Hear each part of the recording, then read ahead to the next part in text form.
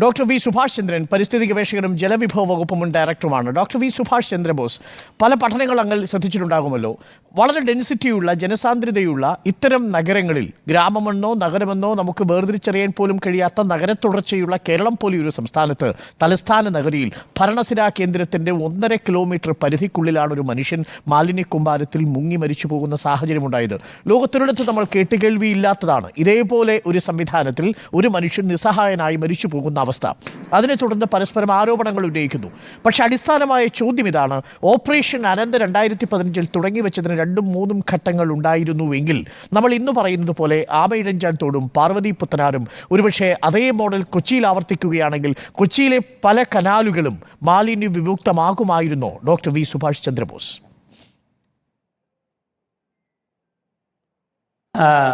Doctor Arunkumar വളരെ പ്രധാനപ്പെട്ട ചില കാര്യങ്ങളുണ്ട്. ഓപ്പറേഷൻ അനന്തയുടെ ഒരു ഘട്ടത്തിൽ അതിനു വേണ്ടിയിട്ടുള്ള ചില പഠനങ്ങൾ നടത്തി കൊടുത്ത ഒരാൾ കൂടിയാണ് ഞാൻ. രണ്ടാമത്, തിരുവനന്തപുരത്ത് തന്നെ അർബൻ എൻവയോൺമെൻറ്റ് ഇംപ്രൂവ്മെൻറ്റ് പ്രോജക്റ്റ് എന്ന് പറഞ്ഞ് കേന്ദ്ര ഗവൺമെൻറ്റിൻ്റെ ഒരു പ്രോജക്റ്റ് സംസ്ഥാന ഗവൺമെൻറ്റിന് വേണ്ടി ഇവിടെ നടപ്പിലാക്കിയതിൽ ഒരു മേജറായിട്ടൊരു റോൾ വഹിച്ചിട്ടുള്ള ഉദ്യോഗസ്ഥനാണ്, ഒരു ലീഡർ റോൾ എടുത്തിരുന്ന ആളാണ്. അതുപോലെ തന്നെ കരമന നദി, കിള്ളിയാർ നദി, ഇതിനെക്കുറിച്ചുള്ള പഠനങ്ങൾ ധാരാളം പ്രോജക്റ്റുകളിൽ ഇംപ്ലിമെൻറ്റ് ചെയ്യുവാനും പഠിക്കുവാനുമൊക്കെ ഇടപെട്ടിട്ടുണ്ട്. അപ്പോൾ തിരുവനന്തപുരം നഗരത്തെക്കുറിച്ച് നന്നായി അറിയാം. അതുപോലെ തന്നെ കൊച്ചി നഗരം, കോഴിക്കോട് നഗരം. അപ്പോൾ പഠനങ്ങൾ ധാരാളം നടത്തിയിട്ടുണ്ട്, പല പ്രോജക്റ്റുകളും ഇംപ്ലിമെൻറ്റ് ചെയ്യാനുണ്ടായിരുന്നു. ഓപ്പറേഷൻ അനന്ത എന്തുകൊണ്ട് രണ്ടാമത്തെ ഗവൺമെൻറ് എടുത്തില്ല എന്നുള്ളതിന് കുറേ അധികം കാര്യങ്ങളുണ്ട്, വളരെയധികം കാര്യങ്ങളുണ്ട്. അതെന്താണ് സംഭവിക്കുന്നതെന്ന് ഗൗരവമായി നമ്മൾ ചർച്ച ചെയ്യണം. ഒന്നാമത്തെ വിഷയം, ഒരു 80% കാര്യങ്ങൾ നടന്നു. അതിൻ്റെ ഗുണം തമ്പാനൂർ ഭാഗത്തും കിഴക്കേക്കോട്ട ഭാഗത്തും ഇപ്പോഴും ഉണ്ട്. വെള്ളപ്പൊക്കം വലുതായിട്ട് വരുന്നില്ല. ഈ സീസണിൽ ഈ വർഷം ചെറുതായിട്ട് വെള്ളം പൊങ്ങി എന്നുള്ളതല്ലാതെ അത് ആമയിഴഞ്ചാൻ തോടുമായി ബന്ധപ്പെടുത്തിയിട്ടാണ്, അല്ലാതെ വലുതായിട്ട് വെള്ളം പൊങ്ങുന്നില്ല. അതിൻ്റെ 2ാം ഘട്ടവും 3ാം ഘട്ടവും നടക്കേണ്ടിയിരുന്നു, തീർച്ചയായും നടക്കേണ്ടിയിരുന്നു. രണ്ടാമത്, ശ്രീ അരുൺകുമാർ, അഡ്വക്കേറ്റ് അരുൺകുമാർ ഇവിടെ ഇരിക്കുകയാണ്. അരുൺകുമാറിനോട് വളരെ വിനയത്തോടു കൂടി ഞാനൊരു കാര്യം പറയട്ടെ. ലോകത്ത് ഒരു സ്ഥലത്തും മാലിന്യം പോലുള്ള കാര്യങ്ങൾ വെച്ച് പരീക്ഷണങ്ങൾ നടത്താറില്ല. മാലിന്യം എന്ന് പറയുന്നത് രോഗവുമായി ബന്ധപ്പെട്ടതും ആരോഗ്യവുമായി ബന്ധപ്പെട്ടതും മനുഷ്യൻ്റെ ജീവൻ്റെ നിലനിൽപ്പുമായി ബന്ധപ്പെട്ട വിഷയങ്ങളാണ്. ദയവ് ചെയ്ത് നിങ്ങൾ ഉറവിട മാലിന്യ സംസ്കരണമെന്ന് പറഞ്ഞ് പരീക്ഷണങ്ങൾ നടത്തരുത്. ഉറവിട മാലിന്യ സംസ്കരണം കൊണ്ട് മാത്രം ഇത് പരിഹരിക്കില്ല. ഞാനൊരു ഉദാഹരണം പറഞ്ഞുതരാം. തിരുവനന്തപുരം നഗരത്തിൽ 10 ലക്ഷമാണ് ജനസംഖ്യ, 10,53,000. ഇവിടെ നിങ്ങൾ നഗരങ്ങളിലൂടെ ഒന്ന് സഞ്ചരിക്കുക. ആയിരക്കണക്കിന് മതിലുകളിൽ പോസ്റ്ററുകൾ ഒട്ടിച്ചിട്ടുണ്ട്. ഏത് വീട്ടുകാരാണ് അത് സംസ്കരിക്കുക? തിരുവനന്തപുരം തമ്പാനൂർ ബസ് ടെർമിനൽ മുതൽ ലുലു മാൾ മുതൽ ഒരുപാട് സ്ഥാപനങ്ങളിൽ ഒരുപാട് കോഫി ഹൗസുകളും ചായക്കടകളും പിന്നെ തട്ടുകടകളും ഒക്കെ പ്രവർത്തിക്കുന്നുണ്ട്. തമ്പാനൂർ ബസ് സ്റ്റാൻഡിനകത്ത് ബസ് ടെർമിനൽ 8-10 ചായക്കട പ്രവർത്തിക്കുന്നുണ്ട്. അവിടെയെല്ലാം ഒരു ബാഗ് വെച്ചിട്ടുണ്ട്. ആ ബാഗിൽ മാലിന്യങ്ങൾ ആളിടും. ചായ കുടിച്ച ശേഷം കപ്പും മറ്റു കാര്യങ്ങളൊക്കെ നമ്മളിടും.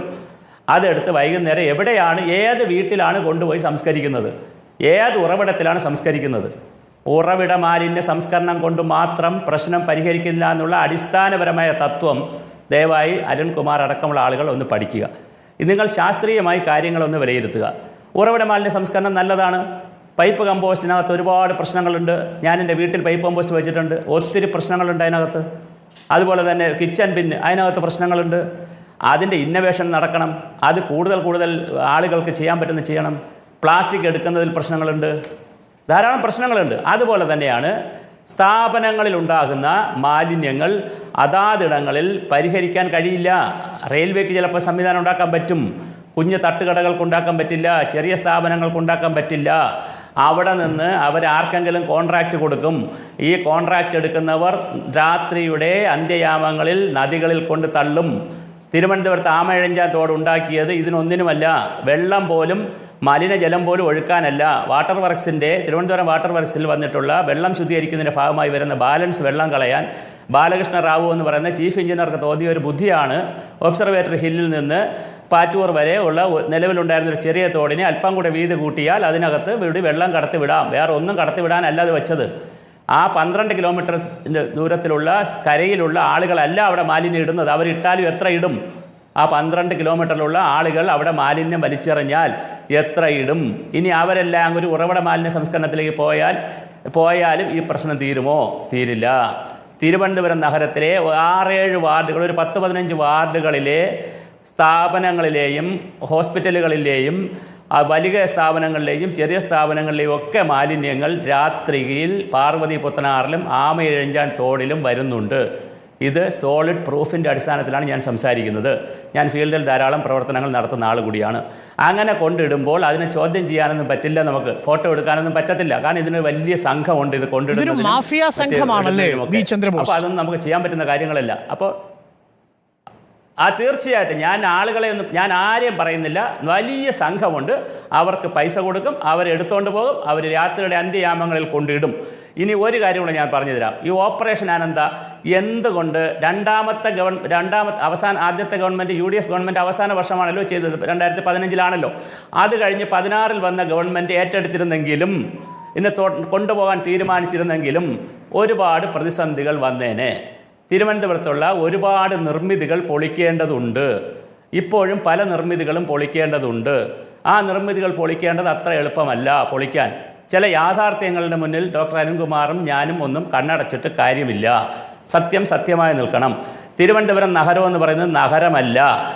12 കുന്നുകളുടെയും 17 കുളങ്ങളുടെയും നിരവധി വയലുകളുടെയുമുള്ള നല്ലൊരു ഗ്രാമപ്രദേശമായിരുന്നു തിരുവനന്തപുരം നഗരം. പാളയം കുന്നിലും ഞാൻ ഈ റിപ്പോർട്ടർ ചാനലിരിക്കുന്ന സ്ഥലത്തിൻ്റെ കുറച്ച് തൊട്ടടുത്ത് തന്നെ പഴയ കുന്നായിരുന്നു. ഈ ഒരുപാട് കുന്നുകളുടെയും താഴ്വരകളുടെയും പുത്തരി കണ്ടത്തിൻ്റെയും 12 കുളങ്ങളുടെയും നാടായിരുന്നു. ഇത് മുഴുവൻ നികത്തുകയും അൺപ്ലാൻഡ് ആയിട്ടൊരു സിറ്റി ഡെവലപ്പ് ചെയ്ത് വരികയും ചെയ്തപ്പോൾ വെള്ളം എവിടെ പോകും? വെള്ളത്തിന് പോകാനുള്ള വഴികളെല്ലാം നമ്മൾ അടച്ചു. സ്വാഭാവികമായിട്ട് അതിൻ്റെ വഴി കണ്ടെത്തും. വെള്ളം എന്ന് പറയുന്നത് വെള്ളത്തിൽ നിന്ന് കറണ്ട് ഉൽപ്പാദിപ്പിക്കുന്നുണ്ട്. എല്ലാവരും അറിഞ്ഞ് മനസ്സിലാക്കി പോകണം. വെള്ളത്തിന് അങ്ങനെ ഒരു ഫോഴ്സ് ഉണ്ട്. അത് അതിൻ്റെ വഴി കണ്ടെത്തും, തീർച്ചയായിട്ടും കണ്ടെത്തും. അപ്പോൾ അതിൻ്റെ വഴി കണ്ടെത്തുമ്പോൾ ചിലപ്പോൾ നമ്മുടെ കണ്ടത്തിലൂടെ ആയിരിക്കും, നമ്മുടെ വീട്ടിനകത്തൂടെ ആയിരിക്കും, നമ്മുടെ ഫാക്ടറിക്കകത്തൂടെ ആയിരിക്കും, നമ്മുടെ സ്ഥാപനത്തിനകത്തായിരിക്കും വെള്ളത്തിൻ്റെ ഒഴുക്ക് അത് നിശ്ചയിക്കുന്നത്. ഈ ആമയിഴഞ്ചാൻ തോട് എന്തിനു വേണ്ടി ഉണ്ടാക്കിയോ ആ ഉദ്ദേശമല്ല ഇപ്പോൾ നടക്കുന്നത്. 2, വലിയ മാഫിയ സംഘം ഇതിനിൽ പ്രവർത്തിക്കുന്നു. ഉറവിട സംസ്കരണം എന്നുപോലെയുള്ള പരീക്ഷണങ്ങൾ വെച്ച് ജനങ്ങളുടെ ആരോഗ്യത്തെ ബലി കൊടുക്കരുത്.